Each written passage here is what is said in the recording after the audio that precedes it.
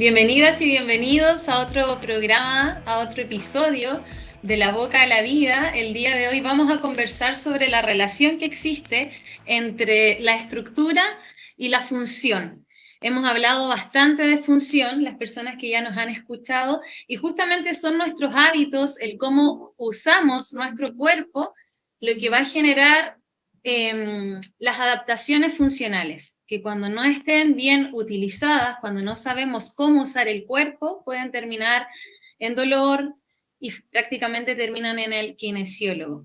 Así que vamos a tener un invitado que es kinesiólogo y que también vamos a hacer una reflexión sobre el juego, porque justamente hay que empezar a poner atención cómo juegan las niñas y los niños hoy en día, porque es en el juego donde exploramos con nuestros sentidos y donde aprendemos a usar nuestro cuerpo. Así que se quedan reflexionando mientras tanto si están atentos a cómo están jugando sus hijos, sus hijas y su entorno. José, bienvenido a este nuevo episodio. Cuéntame cómo estás. Hola Paloma, qué gusto saludarte. Muy contento porque de la boca a la vida está incorporando muchas personas con muchas ganas de entregar su visión de este mundo que es la boca.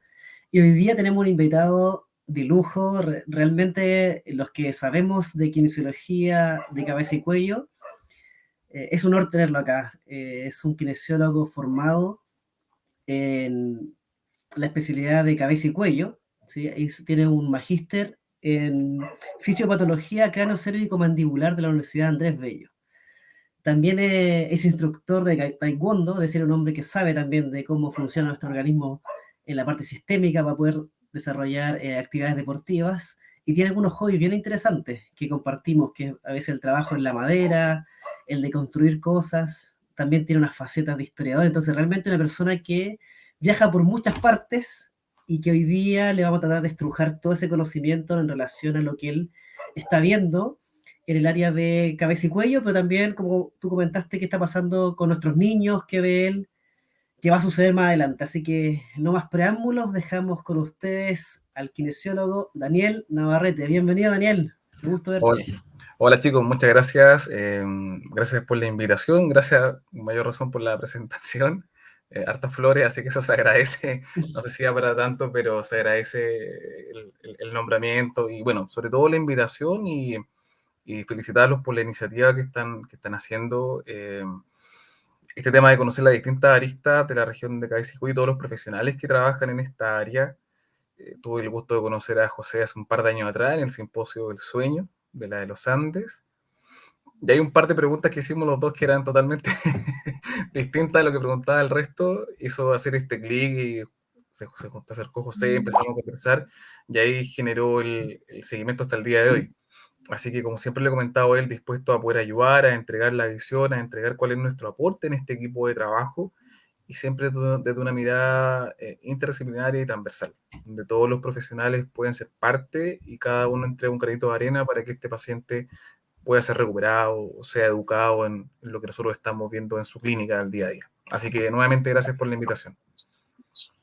Qué genial, bienvenido. Espero que disfrutes mucho de esta conversación. Y ahora que mencionabas esa historia de que preguntaron cosas quizás un poco atípicas en ese momento, me Ujú. imagino que tenían que ver con el aspecto funcional, con función. Y justamente cuando yo empecé desde la fonoaudiología a estudiar ortopedia funcional de maxilares, aparecía mucho una frase que dice que es la función la que va a crear la forma.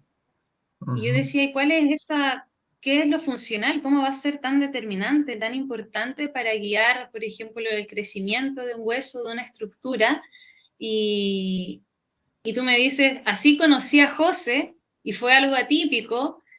¿Cómo lo ves ahora? ¿Cómo incorporas todo lo que es este aspecto funcional en educar a las personas que acuden a tu consulta? ¿Y cómo ves ese cambio de que actualmente se está hablando más de estos aspectos funcionales? Mira, es una sorpresa grata en el tiempo porque creo que lo comentamos cuando tuvimos nuestra entrevista previa, de que ves incluso grandes referentes hoy en día hablando de la función, cosa que antes muchas veces miraban en menos o se reían de esas preguntas. Que con José hemos tenido ciertas conversaciones de encuentros, de fundamentos con otros profesionales, donde muchas veces se miraba en menos la visión que uno tenía. Y te das cuenta que a medida que ha ido evolucionando, se están fijando en la función. Antes era el dispositivo, el dolor, manejo farmacológico, desgaste cruzales, una línea que era muy dogmática. Y hoy en día dicen, oye, la función de oclusión, respiración, masticación, en esos pacientes que antes nadie se preocupaba de eso, que ni siquiera lo nombraban. Entonces, lo veo con mucho grado que hoy en día todos los profesionales, especialmente los profesionales más terapeutas, que trabajamos con la función, que trabajamos con el hábito, es, oye, ojo, esto también influye. Entonces creo que se ha generado una buena evolución y como en ese momento lo conversamos, fue, viejo, hay que darle tiempo al tiempo. Hay que pasar por luegos profesionales, por los dogmas que se han mantenido por tiempo, empecé a decir como, oye, fíjense en esto porque si no recidían. Y creo que esa gente que antes negaba esa parte, hoy en día dice, oye, en realidad parece que hay que mirar un poco más allá. Así que estamos en una muy buena posición hoy como profesionales y da gusto verlo. Yo de repente veo Instagram de algunos y es como, oye, están preocupando de esto, o el referente mundial en tal cosa dice, oye, la fisioterapia les puede ayudar mucho, oye, preocúpense de la respiración, preocúpense de cómo están la evolución de sus niños, de la lactancia. Entonces es un buen triunfo, un triunfo humilde de toda la gente que en cierta forma ha ido levantando voces en este aspecto. Así que creo que me puedo sentir orgulloso de todos estos profesionales que de alguna forma han ido aportando a esta nueva visión o fortaleciendo esta visión que estaba hace tiempo, pero que no tenía mucho apoyo o sustento. Complementando, Daniel, lo que tú hablas, yo también siento un poco de orgullo de saber que fuimos, bueno, junto, como dices, con otros colegas y también de otras especialidades, que empezamos a ver que todas las partes del cuerpo cumplen una función, y función viene de la palabra de fisiología, de funcionamiento, de cómo los órganos se articulan para desarrollar y ejecutar funciones. Y la boca, que es lo que me corresponde a mí habitualmente, no se separa del cuello, no se separa, no hay ni un punto de separación, ¿cierto? Entonces, lo que está pasando en el cuello habitualmente influye en la boca y la boca influye en el cuello.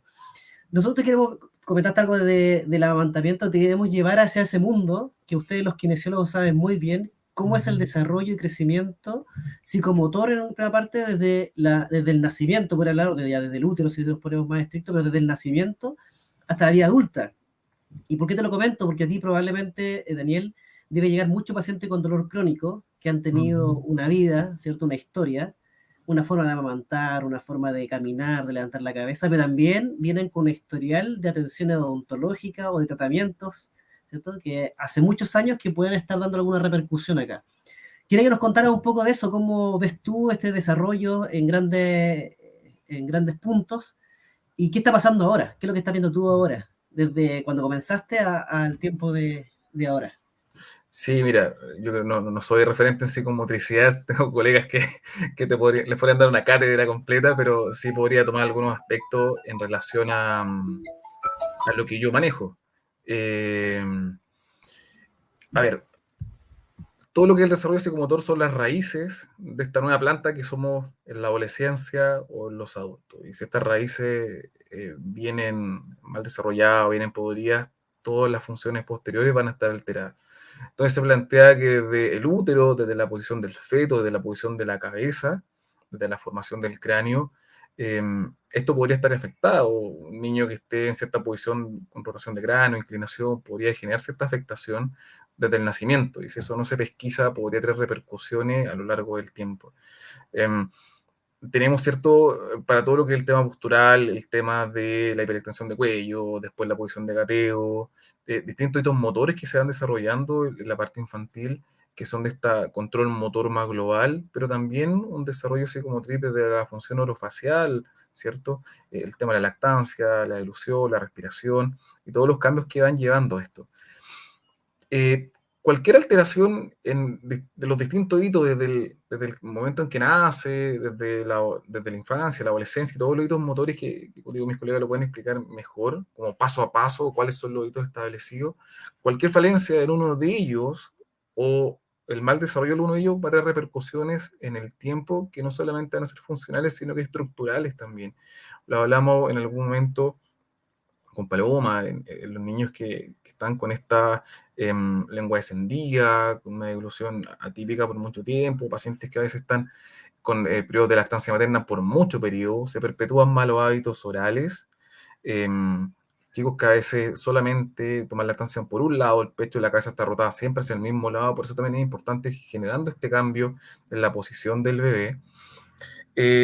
Y eso puede llevar a cambios que sí pueden ser estructurales desde el punto de vista morfológico, pero uno de los cambios más importantes que veo yo, porque quizás un paciente de respirador oral, hay cambios que son estructurales que pueden ser modificables, pero el que más se ve alterado y que uno lo ve en los pacientes de 20 años cuando van a ser sometidos a cirugía ortognática, son pacientes con lateromentonismo, generalmente asociado a una masticación unilateral, donde esta desviación del mentón está derivada hacia el lado de la masticación, del lado dominante de este paciente, y ahí hay un desarrollo estructural que no es cómo modificarlo. O sea, esa rama es más larga, ese cuerpo es más largo, y no hay nada que hacer, es como una pierna más corta y más larga. A diferencia quizás de un paciente respirador oral, que él tiene una anteposición de cabeza, rotación, elevación del cíngulo escapular, y otras cosas que si tú lo modificas de forma estructural y funcional y haciendo una reeducación motriz, va a cambiar ese patrón. Pero lo otro no, lo otro sí o sí hay que hacer un trabajo quirúrgico. Por lo tanto, cada uno de los hitos o de las funciones del sistema estomatognático, como la respiración, deglución, fonación, masticación, si no son llevados a cabo o si no son supervisados en el momento indicado, ya sea desde el pediatra, como hablando de los médicos más de cabecera, el odontopediatra y todos los terapeutas, generalmente los terapeutas dependemos o venimos de segunda línea luego de que el profesional lo vio, ¿cierto? De que el médico lo vio, lo derivó al terapeuta. Entonces, cada uno de nosotros debe tener la función de pesquisar aquellas cosas que no son necesariamente propias de tu área. Muchas veces el profesional va a lo suyo y no se preocupa cómo está masticando, cómo está la evolución de ese niño, cómo está respirando, cómo está la posición lingual. Y eso creo que es fundamental porque de ahí es donde viene la intervención temprana y evitar que se generen estas alteraciones estructurales a largo plazo.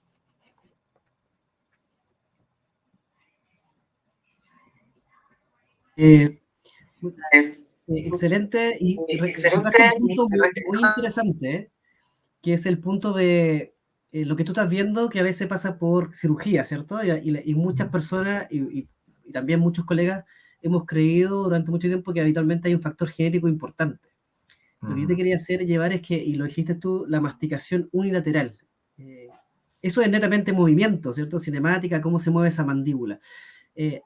Antes de operar, después de operar, ¿cómo lo ves? ¿Cómo lo ves tú? Más o menos, ¿cuáles son los trabajos que haces para poder orientar al paciente sobre el origen? A lo mejor sacando un poco la genética, decirle a lo mejor que esta dirección mandibular y aumento de tamaño de un lado y disminución del otro se debió, por ejemplo, a una masticación unilateral a edades tempranas.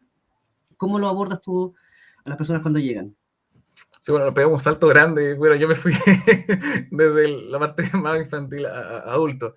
Mira, en general, uno tiene la función de pesquisar. Uno parte con un trabajo educativo prequirúrgico, pero también tiene que haber un tema no solamente de yo manejar el tema muscular, articular, tiene que haber un trabajo en conjunto con el fonoaudiólogo que parta desde ya haciendo un trabajo de masticación.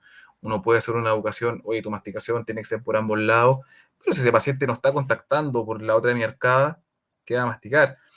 Entonces, es importante que se parta soltando la estructura, trabajando la estructura previo a la cirugía, en equipo, y luego de eso, de todo el manejo quirúrgico, el manejo inflamatorio, rangos de movimiento, activación muscular, reeducar todo el tema de la masticación, porque si no, ese paciente va a recidivar, quizás con un lateromentorismo, pero a partir de una reabsorción condilar del lado de masticación, que es lo mismo que sucede en los pacientes clase 2, que cuando se genera el avance mandibular o la cirugía asociada al LEFOR1 asociado a esto, los pacientes pueden volver a una clase 2 o pueden hacer realmente retrognáticos, pero nada más que expensas de la reabsorción cortical condilar, que eso está evidenciado hace mucho rato.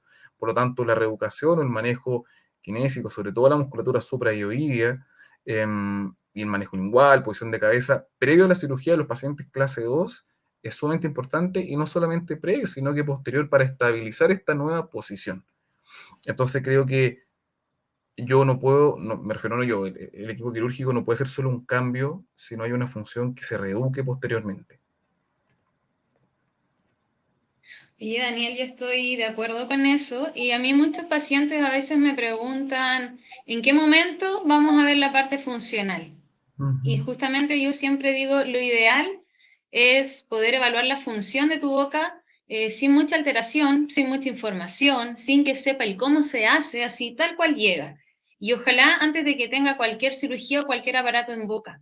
Después yo digo durante el proceso, porque hay funciones que se van a adaptar, momentos en que vamos a tener que trabajar en equipo, y también después, al final, cuando ya, por ejemplo, terminó con el tratamiento de ortopedia o de ortodoncia, o ya pasó un tiempo para ver cómo se han ido integrando estas funciones, porque me ha pasado que hay pacientes, personas que se vuelven muy expertos en hacer ejercicio fonoaudiológico, pegar la lengua, abrir y cerrar, masticar por un lado, masticar por el otro, pero si tuviésemos la oportunidad de verlos en algún lugar comer, nos damos cuenta que lo hacían en la consulta como una sesión, como un movimiento, pero no era algo que estaba integrado, no era un hábito.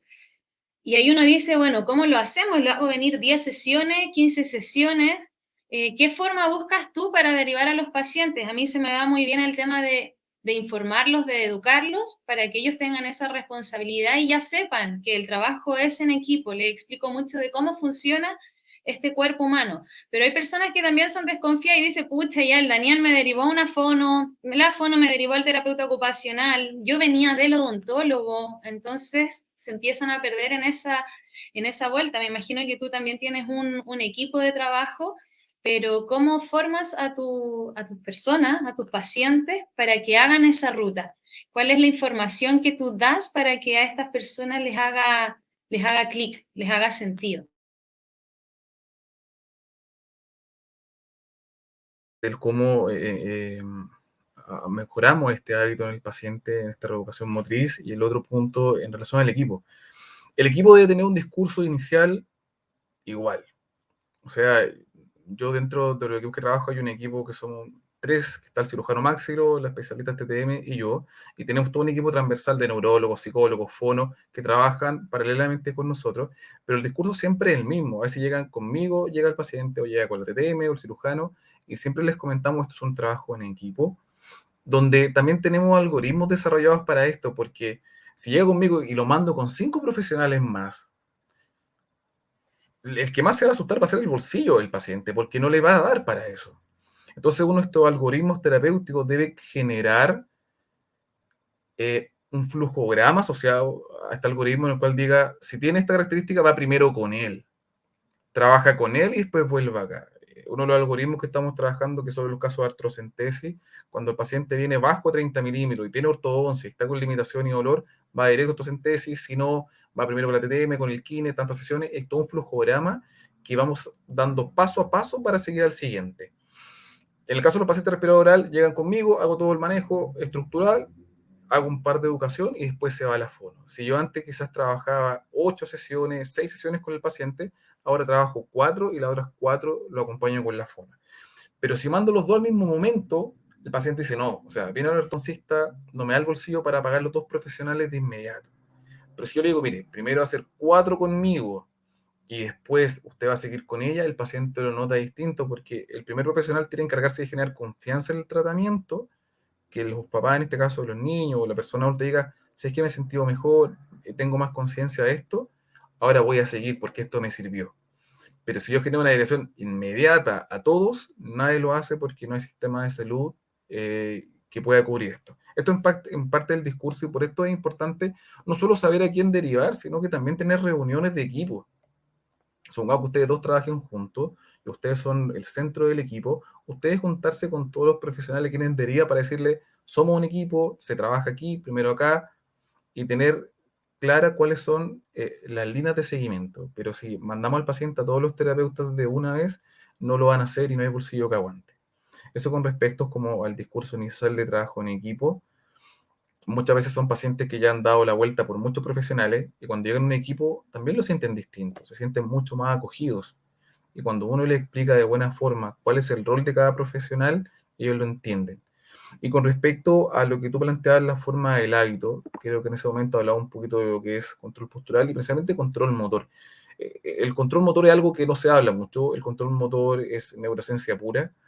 Eh, Y el control motor no es solamente, o sea, antes de prescribir un ejercicio, debo saber lo que es el control motor, debo saber los procesos de reeducación postural, de sensibilización, de neuroplasticidad, para saber cómo puedo cambiar estos engramas motores de aquellos pacientes que tienen un mal hábito. Algunos psicólogos plantean que un hábito se puede cambiar luego de 6 meses a un año, eh, porque no es como el hábito, 21 días voy a comer lechuga y después sigo, o sea, no, eso no funciona acá, porque estamos hablando de hábitos inconscientes. El niño está viendo tele, se está mordiendo la uña o los padrastros y no sabe eso, no se da cuenta de eso. Entonces, dentro de eso está, tú haces el 70% del trabajo, vamos haciendo esta reeducación, pero diciéndole al papá, esto no va a cambiar de un día para otro. Ese engrama motor, esa conexión neuronal que hay, el área motora, están establecidas. Y para generar cambios a largo plazo, y de ahí volvemos a lo control motor, a lo que es la potenciación a largo plazo, requiero tiempo. Por lo tanto, cuando pienso en reeducar una postura lingual, reeducar una posición corporal, reeducar un patrón respiratorio, requiero tiempo y debo tener estas bases claras y transmitírselas a los papás de forma simple. No me voy a poner a hablar de términos de neurofisiología o neuroplasticidad con el papá, que cambia esto, que hay una regulation, esto, no, eso no viene aquí. En palabras simples, tenemos engramas que así como a usted no se le olvidó andar en bicicleta, este niño tiene tan grabado este tema de chuparse el dedo que lo tenemos que reeducar. Y ahí cuando nosotros tenemos que pesquisar en todos estos hábitos de los niños que son como más grado de ansiedad, que a veces hay otras cosas detrás en realidad. Que ese niño que se chupa el dedo, a lo mejor hay que también apoyarlo con psicólogo. Y no solo él, a los papás también, porque por algo hay un entorno quizás familiar que lleva a que este niño tenga estas conductas de satisfacción de chuparse el dedo, u otro tipo de cosas que debemos aprender a pesquisar, que quizás yo no la voy a tratar porque no soy psicólogo, pero sí debo pesquisar y si sabe que sería bueno que vea esto porque hay un motivo que quizás el niño necesite cambiar un patrón en la casa que nos ayude a mejorar esta situación. Gracias a la historia de vida en ese caso, la importancia de hacer como una buena entrevista, una Anamnesis, buena claro. llegada con esa persona. Y disculpa, y muchas veces cuando uno está evaluando al niño, yo generalmente he venido de 6 años hacia arriba. Cuando uno evalúa al niño, evalúa al papá también. Porque el papá va comentando, o el papá es muy sobreprotector con ese hijo, o tiene actitudes que uno dice, y tienes que decirle, no, le estoy preguntando que responda a él, de forma sutil, porque hay papás que son más sensibles. Pero uno saca un perfil ya en la primera sesión de cómo pueden ser esos papás o qué patrones están jugando de sobreprotección quizá que hacen que este niño tenga o potencie esos patrones o los perpetúe en el tiempo. Daniel, yo te quería invitar a que nos cuentes un poco. Me imagino que gran parte de tus pacientes llegan con dolor crónico, ¿no? Como dices tú, han viajado por diferentes terapeutas, han tenido historias de farmacología. Me ha tocado a mí muchas veces que me llegan contando una cantidad de medicamentos que a veces yo desconozco, tengo que empezar a buscar una lista impresionante y yo digo, uy, cómo ha avanzado la farmacología. Pero, ¿cómo ves tú el dolor? ¿Qué es para ti el dolor en tu práctica clínica? Eh, ¿Cómo lo afrontas y qué transmites en relación al dolor? Hay varios aspectos en realidad. Cuando son dolores agudos, el manejo es mucho más rápido.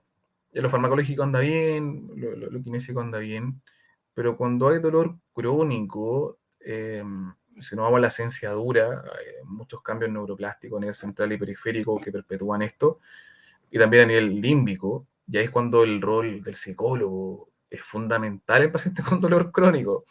Justo tuvimos una reunión hace días con el equipo y era introducir una psicóloga en el equipo sí o sí, porque ese dolor crónico, hay fármacos que nos van a ayudar, terapias, pero el manejo psicológico, conductual, cognitivo, emocional, es súper, súper importante. Cuando llega este paciente, llegan con muchas expectativas también porque llegan donde a que uno le solucione el dolor.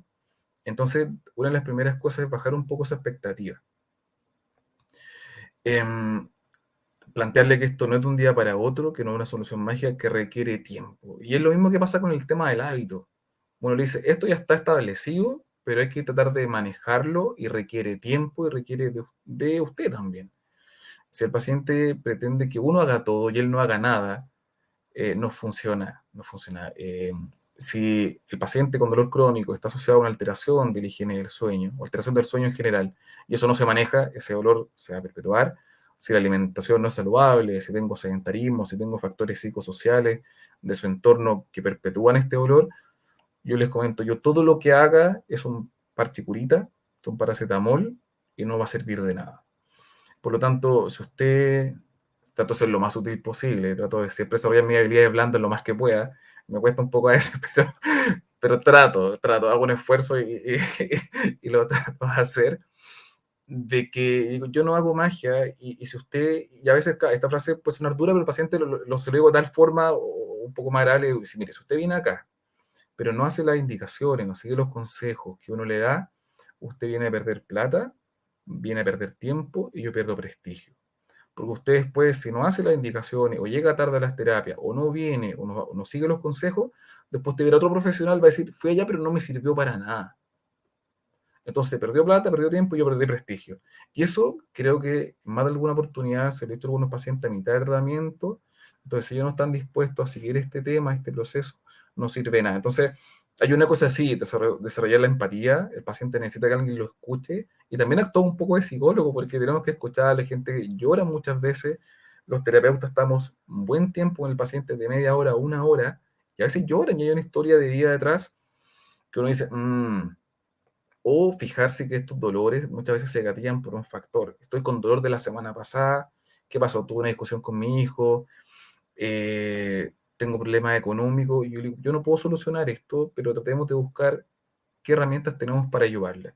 Pero el paciente con dolor crónico es un paciente que es complejo, pero requiere mucho de su participación. Y si él no quiere ayudar, nunca vamos a salir de este hoyo donde está inserto. Oye, ¿te pasa que algunas personas normalizan su dolor? Que te dicen, me duele, pero Mm, no, lo normal, no es como sí, para tanto. sí. Sí, tienden a normalizar y yo le digo, a partir de la base que vivir con dolor no es normal, algo está pasando ahí.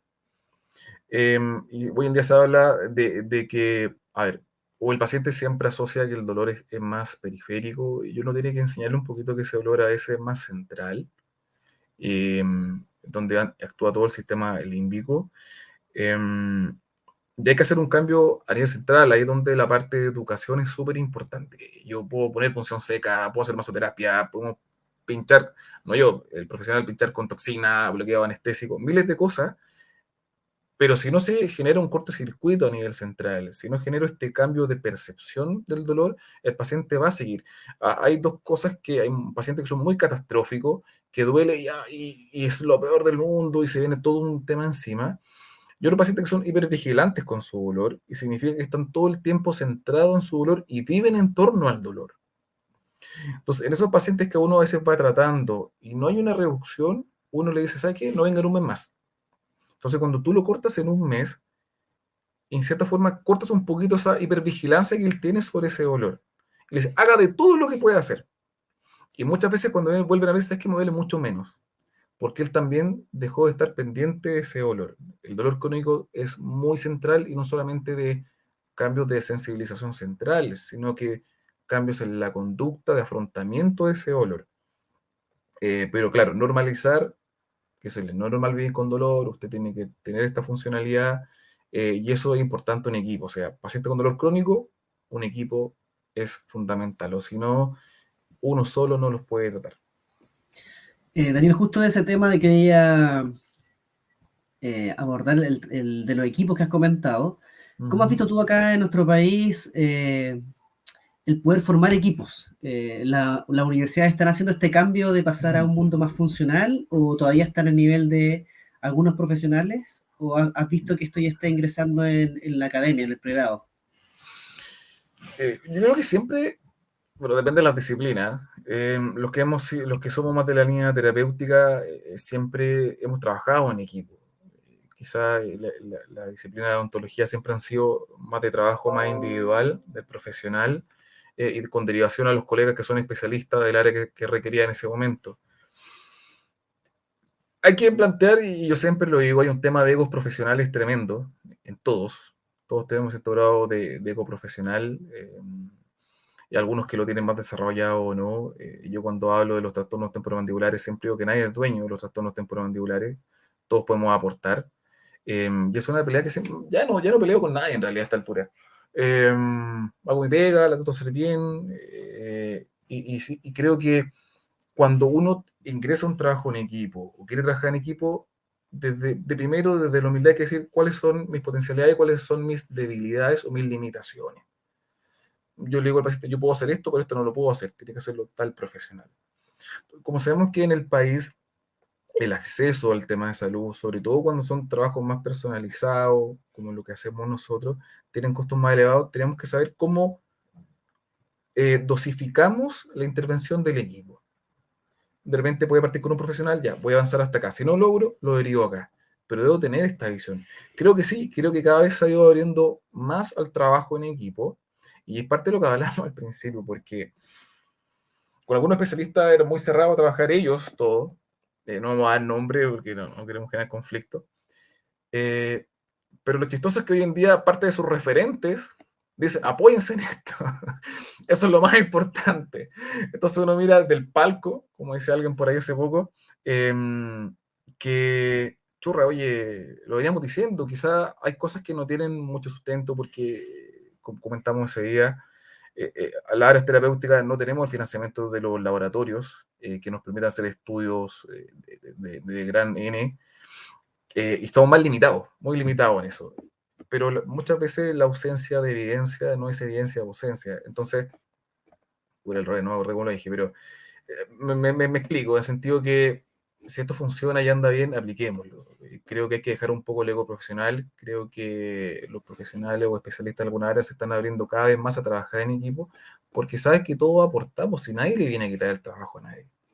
Yo me manejo en esto, yo puedo aportar en esto, y también uno ser respetuoso con los márgenes de al lado. O sea, yo no me voy a poner a trabajar de evolución si sé que es un área propia del fonoaudiólogo, no me voy a poner a infiltrar si sé que lo hace o el cirujano o el TTM. Creo que cada uno debe ser bueno en su área y potenciarse en su área, pero lo bueno, creo que se ha ido abriendo un poquito más el trabajo en equipo, algunos están cerrados todavía, pero en la clínica al final, esos que no quieren trabajar en equipo, al final el paciente te llega igual. Y te llega cuando él se cansó después de un año que no lo pudo sacar el dolor, te lo manda a ti, o el paciente averiguando por acá, le dieron el consejo, anda para allá, y llegan contigo igual. Entonces creo que hay que dejar un poquito el ego profesional de lado y comenzar a trabajar en equipo conociendo nuestras limitaciones y potencialidades. Ese es como también el mensaje que mandaría a la comunidad profesional. Sí, yo complementando lo que estabas diciendo, Daniel, porque probablemente no van a haber muchos odontólogos jóvenes, kinesiólogos jóvenes, que se están enfrentando a un mundo laboral complejo. Todos sabemos que hay un mundo laboral complejo. Y yo tuve la oportunidad de viajar un poquito por Sudamérica y conocer también a otros profesionales de otros países, y me comentan que esta mirada funcional es lo que rige en sus países. No es algo que haya aparecido, que nosotros estamos creando acá, ¿no? Es una No, mirada en base a la función, a la fisiología, y que por eso cuando nos conocimos tuvimos tanta buena relación, porque es un solo idioma. Yo no puedo hablar de mandíbula distinto, el odontólogo no conoce una mandíbula distinta a la que conocen los kinesiólogos. Los músculos que actúan sobre ella no son distintos para los odontólogos, para el kinesiólogo. Entonces, la mirada que tú comentas, para que a lo mejor la gente que está escuchando, es que nosotros, los funcionalistas, que podríamos decir, que de la escuela funcionalista, nos abocamos de entender el sistema desde su infancia hasta la vida adulta.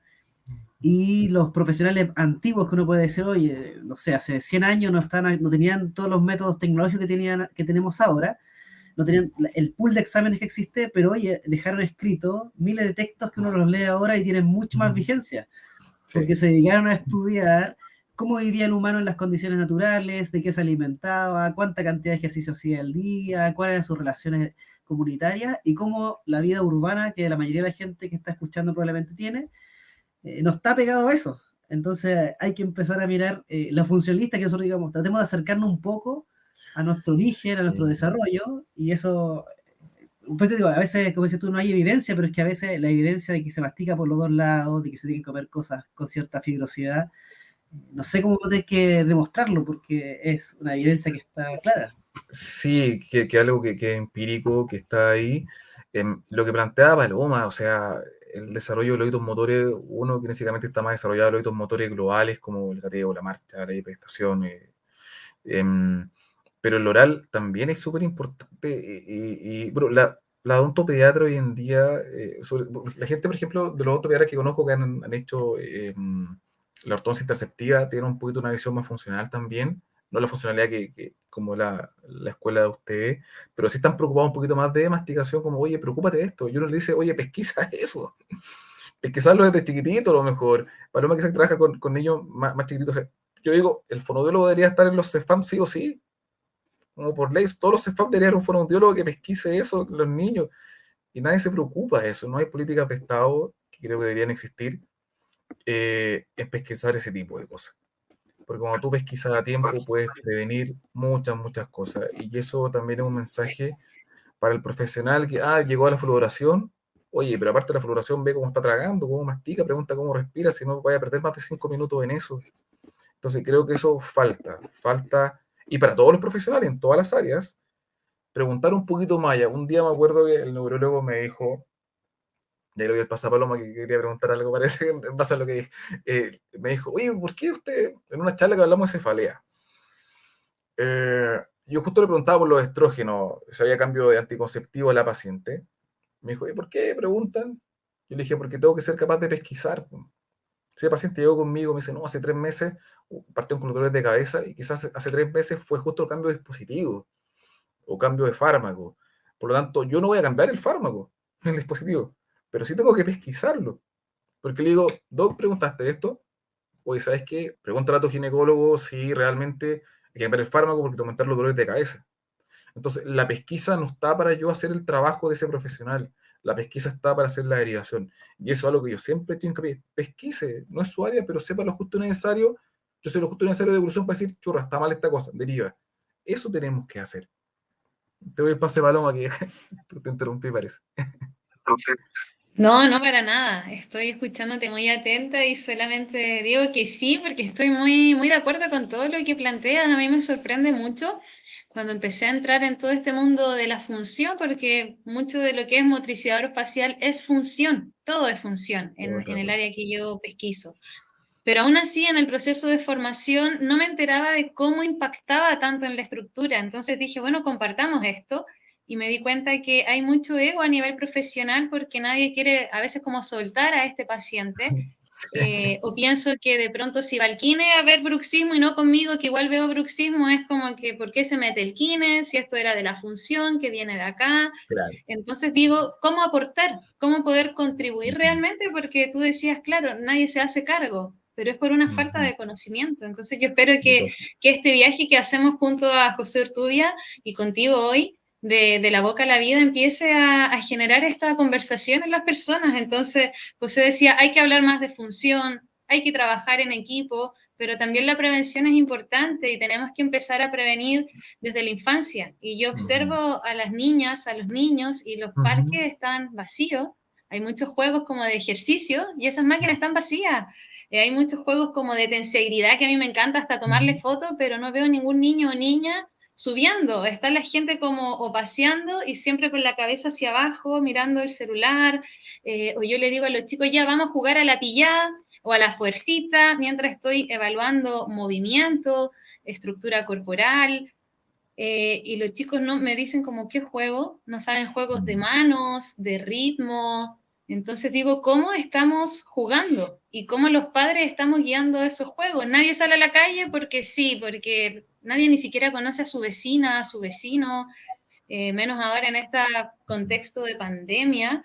Entonces, no sé qué consejo les puede dejar a la familia desde ese punto de vista de la prevención, de cómo estamos jugando, cómo ese no jugar quizás puede afectar la estructura corporal, generar cuadros de dolor crónico que después van a terminar contigo.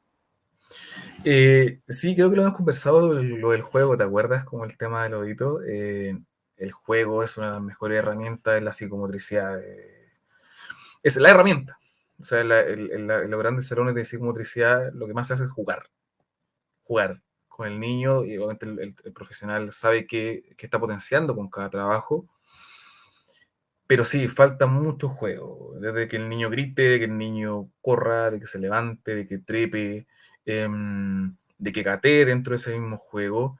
La idea es invitar a sacarlo un poco de las pantallas a los niños, que la tecnología obviamente está bien, si estos chicos más en un futuro, los niños de 5 años en un futuro van a trabajar solamente con pantallas touch o con comandos de voz y no van a trabajar nada, quizás cuando chicos nosotros trabajamos con martillos, palos, camiones, porque nos tocaba trabajar con malos nuestros papás. Entonces esos niños sí tienen que trabajar con tecnología, porque su futuro es con tecnología, pero no todo, porque no me puedo olvidar del resto, ya sea de las habilidades sociales, que es compartir, que es pelear con los amigos, que es correr, que es enojarse, pasar por todas las emociones del colegio, pero también jugar. Como te comentaba anteriormente, ese juego es fundamental y creo que es la intervención más barata y gratis para ayudar a esos hijos. O sea, nosotros pesquisar, juegue con el niño, no sé, a lanzar una pelota y que tenga la lengua arriba, no sé, de distintos juegos que tú lo puedas integrar o que des botes con una pelota mientras hace el movimiento de la lengua o lo que sea, o que corrija la postura lanzando una pelota. Eh, Hay un juego que es terapéutico, que es el que uno puede indicar, pero hay un juego que le dice al papá que el niño juega esto en la casa. Creo que hoy en día, esto es un consejo, vamos en la profunda quizás, pero un consejo que tenemos una sociedad tan acelerada hoy en día del exitismo, de lograr cosas, que estamos 12 horas al día, tenemos 12 horas al día, en las cuales 3 horas de esas 12 horas son trasladarse de un lugar a otro. Los papás ya no juegan con los niños están todo el día, o sea, jornada completa y después tienen after school porque el papá no llega a la casa todavía, o sea, el niño se levanta a las 6:30, 7 de la mañana y llega a la casa a las 7 de la noche porque fue al colegio, fue al after school y después volvió y quedó con tarea porque no las terminó ahí, el niño está 12 horas afuera. Estamos preocupados solo de producir, generar lucas, tener éxito, y que no voy a criticar a nadie, solamente estoy planteando una realidad. Cada uno es libre de tomar el camino que sea, y obviamente cada camino tiene sus consecuencias también, funcionales, familiares, económicas, como sean. Pero creo que esa realidad que vivimos hoy en día nos ha llevado a generar ciertos patrones o a vivir en una ciudad con estrés, con alteración del sueño, con sedentarismo, con obesidad, que solamente nos está matando de una u otra forma. Entonces creo que la invitación es a jugar, a moverse y a darse tiempo para sí, para la familia y para el hobby de cada uno. Oye, sobre ese punto que quería llevar un poquito a viajar, como te presenté, eres un joven que practica muchas cosas y hace muchas cosas. Una de ellas era instructor o practicas taekwondo, ¿cierto? Además de eso, tienes un joven como de la carpintería. Una vez conversamos porque hemos subido fotos haciendo arreglos. Yo también me gusta la carpintería, Sí. también practico muchos deportes. Quería que nos contaras un poco de este hobby, por qué lo decidiste, de taekwondo con esa historia, y si tiene alguna vez, si has tenido alguna vez alguna visión mientras practicas esto, relacionado a veces a tu trabajo. Yo te digo porque a mí me ha pasado, a veces yo practicando fútbol, no sé, o actividad física, calistenia que practicaba antes, me daba cuenta, por ejemplo, que cuando entrenaba, dolor, ¿cierto? Me decía, oye, dolor, pero 2 días después no tenía dolor y era más fuerte. Y empecé a entender, hace como 15 años atrás, la fisiología muscular en base a mi misma experiencia practicando deportes. Entonces, cuéntanos un poco de esa virtud que tienes tú de practicar todavía varias actividades extras de tu trabajo. Trato de, porque también he sido víctima, no soy víctima, porque uno toma las decisiones, también he sido partícipe de este exitismo, no es culpa de la sociedad que yo quiera trabajar 12 horas, yo decido si trabajo 12 horas o no. Pero fui víctima de mí mismo, de cierta forma, y ahora me hago el tiempo, sí, para descansar, para hacer actividad física, llevo 15 años ya practicando eso y es mi vía de escape. Bueno, las artes marciales en general son un estilo de vida, a eso deberían estar abocados, no sinónimo de deporte ni sinónimo de defensa personal, sino generar un crecimiento espiritual, mental y físico. Y eso es a lo que todos apuntamos en algún momento, espero llegar a lo espiritual, ¿ya? Pero en el cajón yo creo que por recién voy a llegar a la cúspide espiritual.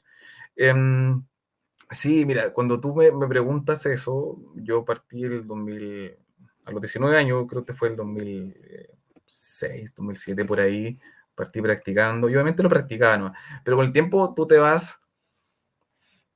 vas estudiando cada cosa, y algo que nos pasa a todos los que practican, quizás tú que juegas fútbol también te pasa, cuando yo de repente veo películas de artes marciales, uno tiende a generar ciertos patrones de movimiento, y que esas son nuestras neuronas espejo, que está en la zona de la corteza frontal, em, que, que activan esto. Es como cuando los experimentos de monos que se veían, que el mono veía comiendo a otro mono abriendo una banana, al mono se le activaban las mismas neuronas cuando él las comía.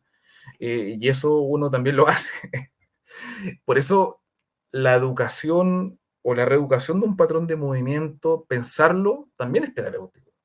O sea, si yo quiero hacer una llave, yéndolo a este contexto, y yo lo trabajo mentalmente o trabajo en una situación de defensa callejera, que la trabajo con alguien en el gimnasio, y la trabajo yo mentalmente, también estoy reforzando ese patrón, ese engrama motor que me va a salvar quizás la vida en ese momento.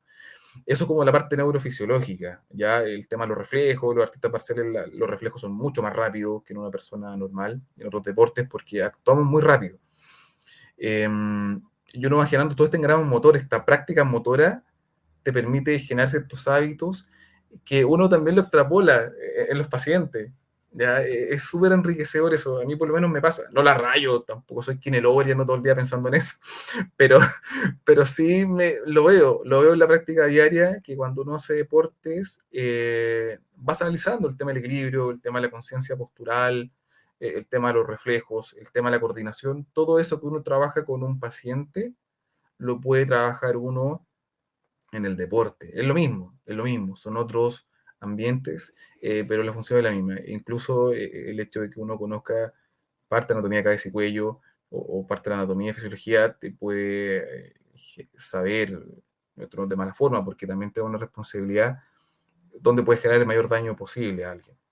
Y esto trae una responsabilidad importante, porque cuando uno practica algo, y además es de la ciencia de la salud, un golpe puede ser vital en alguien, entonces eso nos enseña así como así. Hay un tema de responsabilidad personal y de enseñanza a la gente que son alumnos míos, de qué cosas enseñar y qué no, y cuáles son los límites también. Entonces, así como está lo bueno, también se puede ocupar lo malo, en cierta forma, en cuanto que al tener este conocimiento también se podría generar daño. Y ahí es que trae una responsabilidad de la mano muy, muy importante.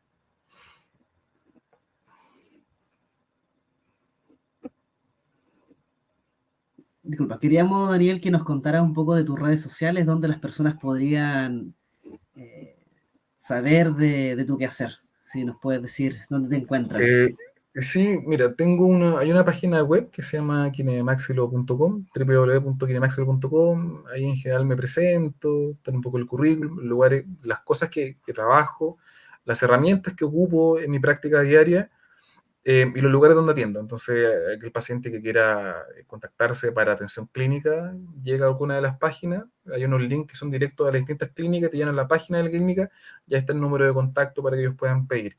En mi Instagram, que es Kinemaxilo Navarrete, ahora está un poquito flojo, estamos en vacaciones, pero ya la otra semana parto reactivando. Es un Instagram netamente más profesional. Algunas historias son personales, pero las publicaciones son todas profesionales, donde ponemos algunas publicaciones de algún tema interesante, o de repente publico algún libro recomendado, siempre estoy tratando de recomendar algún libro, y para contacto, puede ser un contacto al que quiera, algún profesional que se quiera comunicar conmigo, puede ser por el Instagram, o si no, en mi correo, que es navarrete-álvarez@yahoo.com, aunque no lo crean, yahoo.com.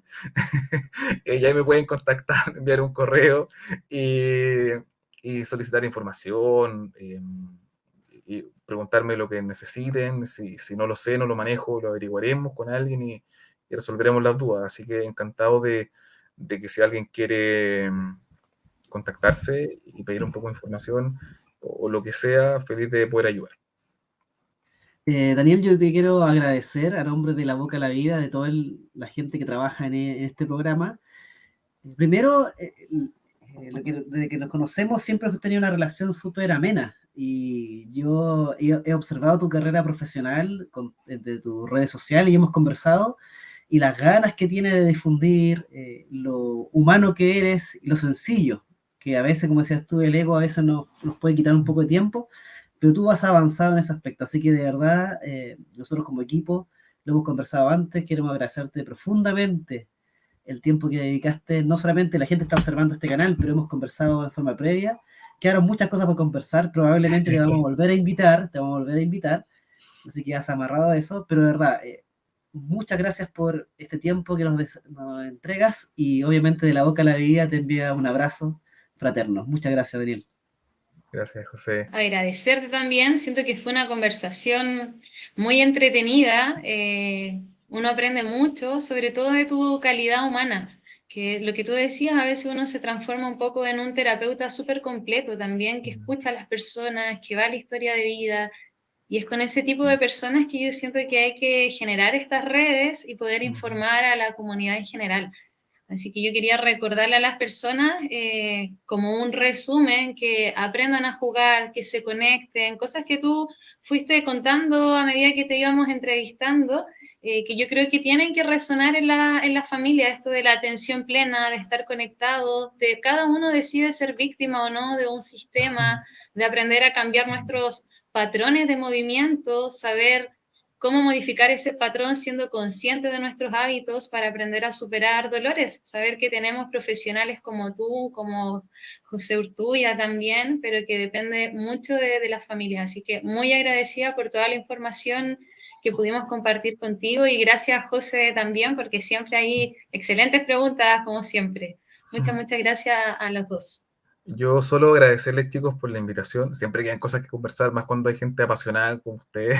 Podemos estar una semana conversando, sin dormir, conversando ahí con un buen café, eh, porque siempre salen cosas interesantes. Así que agradecido, yo encantado de poder participar en otra oportunidad. Cuenten conmigo para lo que sea. Los felicito nuevamente por la iniciativa. Vamos con el tema del trabajo en equipo y dos mensajes, uno a la comunidad científica, profesional, de que trabajemos en equipos, que seamos un poquito más humildes y que dejemos luego de lado y nos vamos a dar cuenta que si hacemos un buen trabajo o abordaje al paciente, vamos a poder trabajar todos de alguna forma y vamos a poder ayudarlo de mejor manera y ese paciente a estar agradecido. Así que la invitación a trabajar en equipo y a la gente es a preocuparse de sus hábitos, de ver sus funciones y a buscar siempre la mejor calidad de vida en torno a un entorno saludable. Así que muchas gracias, chicos, y cuenten conmigo para lo que sea. Ok, Daniel, Paloma, muchas gracias por el tiempo de hoy. Fue un programa extraordinariamente alegre, satisfactorio. Quedan invitados para las próximas ediciones y viene mucha gente interesante y apasionada como Daniel. Así que próximamente de la boca a la vida con nuevos participantes. Nos vemos en la próxima edición. Adelante, amigos. Hasta luego. Chao, chicos, gracias.